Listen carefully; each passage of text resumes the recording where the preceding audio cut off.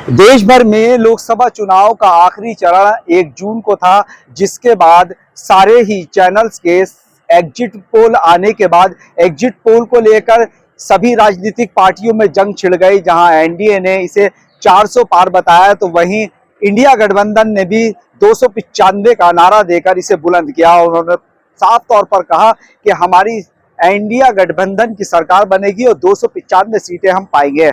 आज यानी 4 जून को वोटों की मतगणना हुई। वोटों की मतगणना की अगर बात की जाए तो जिस तरीके से एग्जिट पोल के नतीजे आने थे, जिस तरीके से एग्जिट पोल लगातार ये एनडीए की बढ़त दिखा रहा था, तो वहीं कहीं ना कहीं इंडिया और एनडीए में ज्यादा फर्क दिखाई नहीं दे रहा है। अभी रुझानों की अगर बात की जाए तो देश में 300 के आसपास एनडीए गठबंधन की सीटें दिखाई जा रही हैं, जबकि 230 और 35 के आसपास इंडिया गठबंधन भी पहुंच चुका है।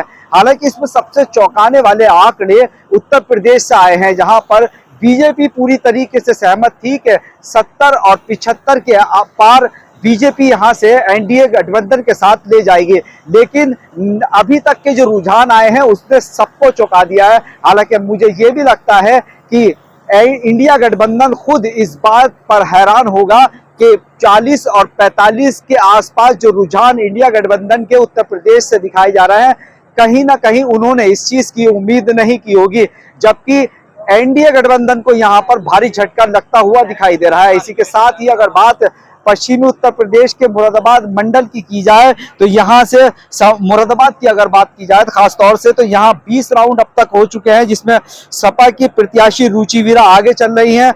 जो यहां से भारतीय जनता पार्टी के जो प्रत्याशी हैं, जिनका स्वर्गवास हो चुका है, उनके जो वोटों की गिनती है 3,76,642 है। समाजवादी पार्टी की जो रुचिवीरा है वो 4,92,138 वोट अब तक पा चुकी है, जबकि बसपा के इरफान सैफी जो हैं वो भी 66,637 वोट अब तक पा चुके हैं। कुल मिलाकर मुरादाबाद की अगर बात की जाए तो मुरादाबाद से समाजवादी पार्टी इंडिया गठबंधन की जो प्रत्याशी रुचिवीरा है वो अब तक 1,15,496 वोटों की बढ़त पा चुकी है भाजपा प्रत्याशी से। अगर इसी के साथ अगर रामपुर की बात की जाए तो रामपुर जो समाजवादी पार्टी के गठबंधन के जो प्रत्याशी महबुल्ला है वो अब तक वोट पा चुके हैं 3,66,223, जबकि भारतीय जनता पार्टी से घनश्याम सिंह लोधी हैं, उन्हें अभी तक जो वोट मिले हैं 2,47,356 वोट वो अभी तक ले पाए हैं। इसका मतलब साफ तौर पर समाजवादी पार्टी के जो इंडिया गठबंधन के जो प्रत्याशी हैं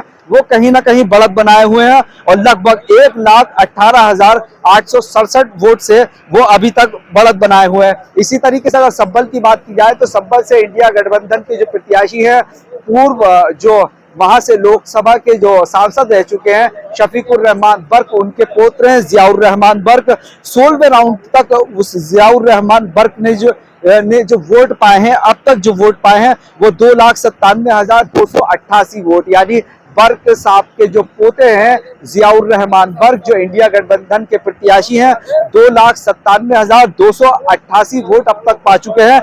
जबकि संभल से भाजपा के प्रत्याशी परमेश्वर लाल सैनी को अब तक 2,65,958 वोट मिल पाए हैं, जबकि यहां पर जिन्हें बीएसपी से जो 16 तली है वो भी काफी कुछ अच्छा करते हुए दिखाई दे रहा है। 98,568 वोट वो भी अभी तक पा चुके हैं। तो इस हिसाब से 16वें राउंड में अब तक जो सपा के प्रत्याशी है 31,330 वोट से आगे चल रहा है। कुल मिलाकर मंडल की ये जो 3 सीटें हैं, जिसमें रामपुर, संभल और मुरादाबाद में जो सपा गठबंधन के प्रत्याशी हैं वो काफी बढ़त बना चुके हैं।